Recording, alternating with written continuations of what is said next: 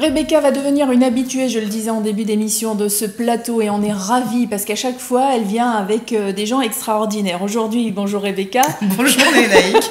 Aujourd'hui, elle est avec Valérie. Et Valérie me regardait tout à l'heure et disait « Oh mais moi j'ai une photo et c'est tout à fait toi avec la perruque, la fleur et le ukulélé, enfin la petite guitare. » Déguisée en tahitienne. C'était un signe déjà qu'on allait se rencontrer. Ben oui, sans doute, sans doute. En plus, c'est amusant parce que je travaille le ukulélé ces temps-ci. C'est vrai? Ouais.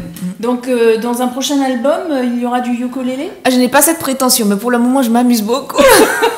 Mais il y en a qui font des choses extraordinaires avec le ukulélé. Oui, C'est vrai qu'il n'y a que quelques cordes, on se dit qu'est-ce qu'on peut faire avec ça. Mais en tout cas, on ne va pas parler de ukulélé aujourd'hui, mais on va parler de votre date. Vous allez être le samedi 18 octobre au New Morning. Oui. Alors, oui, et je vais partager pour l'occasion la scène avec Lauriane Zacharie.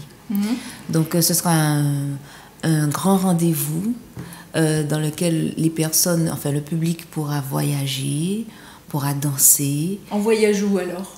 Aux Antilles, en Martinique essentiellement. Essentiellement en Martinique. Donc ce sera pour moi l'occasion de présenter mon actualité, à savoir... L'album Edith Lefel Tribute. Oui. Mais aussi, je vais aussi proposer quelques extraits de mon répertoire et il y aura également des inédits. Donc tout un programme. Et en plus, Lauriane et moi, nous avons vraiment bien pensé le spectacle. Ce n'est pas Lauriane Zacharie d'un côté et Valérie Louis de l'autre. Vous faites un mix. Voilà, voilà. On a vraiment travaillé le spectacle pour que ça soit deux spectacles en un. Ouais, voilà. C'est exactement ça. Et tu vas nous donner les détails tout à l'heure, Rebecca. Mais alors, Valérie, vous avez fait des études de danse à New York. Oui. Vous vivez là-bas pendant 2 ans. Oui, oui, tout à fait. Qu'est-ce qui emmène une Martiniquaise à New York? L'école de danse, essentiellement, ou l'envie d'aventure? Surtout, le besoin viscéral d'être sur scène, de danser et de se donner une chance d'embrasser une carrière de danseur professionnel. C'était ça en fait. Donc j'ai rencontré mon tout premier prof de danse qui s'appelle Micheline Ardès et elle a eu une carrière internationale. Elle a été formée au Dance Theater of Harlem et elle m'a dit non Valérie, il vaut mieux aller à New York plutôt qu'à Paris. Et voilà, elle m'a guidée. Et alors, on fait des études de danse pour finir à la chanson. C'est compatible? Oui, exactement. Oui. Mais bien sûr. Non, mais c'est tout simplement en rentrant de New York, j'ai entendu parler d'une formation professionnelle artistique diplômante, mais qui était surtout axée sur les musiques de chez moi. Je me suis dit, ah ouais. Et ça se passait où, ça, cette formation? C'était à Saint-Esprit, en Martinique. En Martinique. À l'époque, c'était le nom de l'école, c'était l'IFAS, Institut de formation aux arts du spectacle. Et alors, dans cette formation, il y avait le chant? Eh bien oui, parce que notamment ce qu'on appelle le belay, donc le belay est à la Martinique, ce que le gros K est à la Guadeloupe, ce que le maloya est à la Réunion, ce que le caséco est à la Guyane. Voilà. On voit qu'il y a les restes de danseuses. Hein. Oui, mais danseuse un jour, danseuse toujours. Donc ça veut dire qu'on va vous voir danser aussi alors sur scène? Qui sait? Oui, bien sûr. Oui, bah oui. Oui, je vais m'amuser un peu, je vais présenter au public, je serai généreuse, je vais présenter un peu tout ce que je sais faire. Voilà. Alors vous avez, pour parler un petit peu de votre carrière, hein, vous avez chanté, dansé dans la comédie musicale Le Roi Lion. Oui, aussi, oui, tout à fait. Ça devait être une aventure extraordinaire. Oui, le Broadway, The Lion King. Oui, non, mais ça a été surtout très, très important pour moi parce que au départ, je me considérais comme une danseuse qui chante. Et d'ailleurs, Marc Elmira, qui m'a fait mon premier album Bail en main, me le disait. Il me disait, considère-toi plus comme une chanteuse. Et ça, c'était resté là. C'était resté là, mais Donc il y a eu un déclic qui s'est fait. Surtout avec Le Roi Lion, parce qu'il faut chanter, il y a de belles voix. Et je me suis vraiment assumée en tant que chanteuse. Donc là, je suis plus quand même chanteuse que danseuse parce que voilà, je ne travaille plus le corps 8 heures par semaine. De la même manière, en tout cas. Vous faites aussi le concours Eurovision national? Oui, eh bien oui. Et là, vous gagnez le 4e prix. Oui, tout à fait. Bravo déjà. Ben, merci beaucoup. Non, parce que En général, nous, Eurovision, je sais pas, on est loin.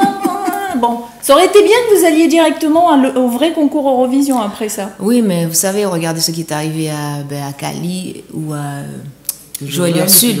Ouais. C'est Joël Ursule qui devait gagner. Bon, et ben peut-être une autre prochaine. On le dit encore. Voilà, une prochaine fois. En tout cas, vous avez fait plein de choses. Vous recevez même en 2007 un prix SACEM en Martinique. Donc ça, c'est pour le coup, là, votre carrière de chanteuse, quelque part, est récompensée. Oui, c'est parti. C'est parti, là. C'est le départ. Voilà. Et en 2003, Edith Lefel vous parle. Qu'est-ce qui se passe en 2003? Il y a quelque chose. En 2003, c'est malheureusement Edith Lefel nous quitte. Mais pour vous, cette disparition, comment vous la vivez? Pour moi, j'y crois pas trop. Parce que tout le monde est tout simplement choqué, quoi. On a tous reçu un coup de massue sur la tête. Et je me dis, bon, elle est vraiment pas là. Et Éric Viogal décide de lui rendre hommage dans le cadre du Chant des Sirènes. Et c'est là qu'on me propose d'intervenir et on me voit pour la première fois en solo. Et donc alors ça prépare un petit peu l'album que vous faites aujourd'hui. Voilà. Donc feu, Jean-Michel Mouriello du label Hibiscus Records me remarque et il me signe. Et 3 ans plus tard, l'album Bail en main, un bijou qui a été créé, composé, réalisé par Marc Elmira. On va terminer cette interview avec le clip. Hein. Juste pour terminer sur cet album, je lisais des articles sur le net qui vous trouvaient un petit peu gonflé d'avoir fait cet album. Ben, ils ont raison, hein, sincèrement. Ils ont raison parce que voilà, Edith Lefel. Non, mais oui, parce qu'aucun artiste avant vous n'avait osé s'attaquer à Edith Lefel. Enfin, s'attaquer entre guillemets, c'est-à-dire reprendre les morceaux d'Edith. Les morceaux d'Edith. Mais tout simplement, voilà, en 2003, c'est indirectement son nom a contribué à l'amorce de ma carrière solo. 2013, ça fait 10 ans, et je me suis dit, ben, effectivement, ça a du sens de lui rendre hommage. Mais c'était surtout aussi suite à des forts conseils de mon entourage proche. Oui, c'est pas venu spontanément, mais c'est quelque chose que vous avez pris à bras le corps. Et voilà, donc cet album, on va le remontrer. Valérie Loury, Edith Lefel Tribute, et on va regarder ce clip. Juste avant, on redonne le rendez-vous, Rebecca. Alors, samedi 18 octobre, on va dire 20h30, New Morning. C'est une salle mythique, hein, les gens connaissent. Alors, il y a plusieurs métros. Hein. Oui. Château d'Eau, Saint-Denis, Gare de l'Est aussi. Moi, j'aime bien passer par là, par Gare de l'Est. On vous donnera l'adresse de toute façon. En tout cas, merci les filles. Merci 1000 fois et bon concert. Oui, merci.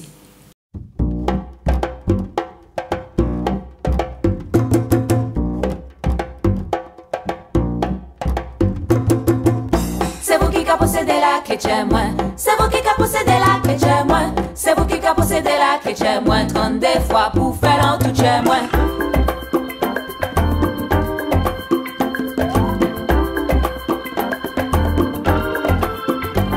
C'est vous qui j'ai décroché la clé chez moi. Tous les jours pouvez déclencher la pluie, pourtant à dents. Pourtant, des fois moi pas qu'à comprendre ailleurs. Moi envie, poser tête moi sous tendresse.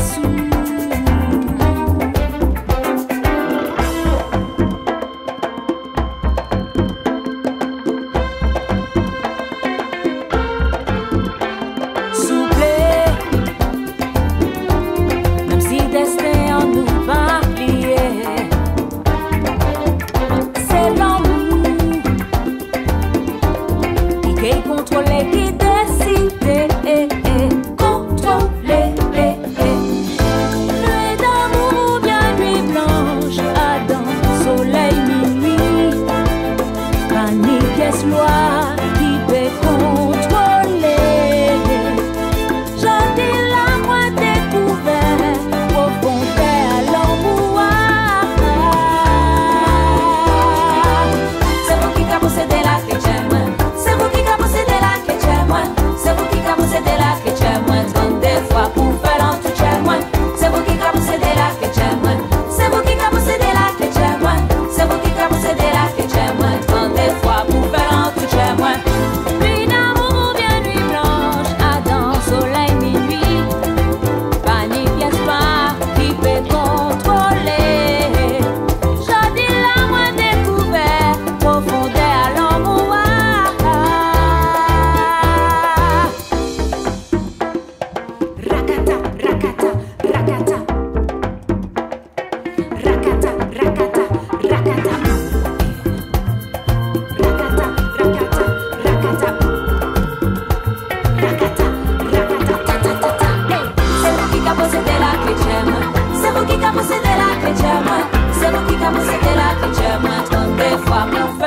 c'est vous qui a possédé la